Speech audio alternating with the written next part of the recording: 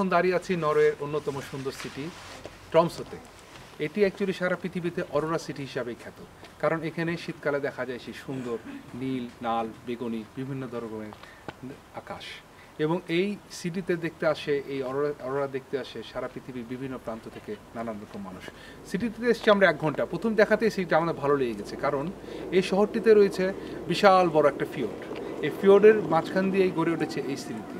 প্রত্যেকটা বাসা কালারও ঠিক আগের মতনই, হ্যামারফেস্টের মতো, খুবই চমৎকার। আমাদের এই সময় এখানে খুবই ভালো কাটছে। তবে আজকে অ্যাকচুয়ালি আমাদের যে পথটি ছিল আলতা থেকে এই ট্রমসো পর্যন্ত, এই 400 কিলোমিটার, 400 কিলোমিটার এই পথটি অত্যন্ত রোমাঞ্চকর এবং অ্যাডভেঞ্চারাস। কারণ প্রথম যে অ্যাডভেঞ্চারাস যে ঘটনাটা ঘটে, রেইনডিয়ারের পাল আমাদের গাড়ি আটকে দেয়, যেটা অ্যাকচুয়ালি আমরা প্রথম দেখলাম আর কি, যে একসাথে 10টা রেইনডিয়ার এসে আমাদের গাড়িটির পথ আটকে দিল।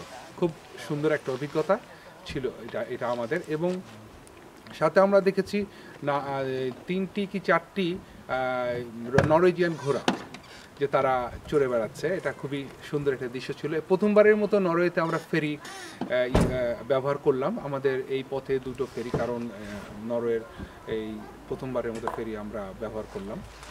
আর আরেকটি জিনিস যেটা না বললেই নয়, যে সামের যারা এই ল্যাপল্যান্ডের বাসিন্দা, তাদের যে সবগুলি, সেগুলোই আমরা প্রথম চোখে পড়লো, যে রাস্তার পাশে তারা বিভিন্ন ধরনের রেইনডিয়ারের চামড়া, রেইনডিয়ারের শিং এবং রেইনডিয়ারের বিভিন্ন ধরনের এই চামড়া দিয়ে তাদের জিনিসপত্র, যেমন ভ্যানিটি ব্যাগ মেয়েদের কিংবা ছেলেদের মাথার টুপি, বিভিন্ন ধরনের জিনিসপত্র নিয়ে তারা রাস্তায় বসেছিল এবং খুব চমৎকার লেগেছে। তাদের সাথে আমরা কথা বলেছি, তাদের জিনিসপত্রও কিনেছি।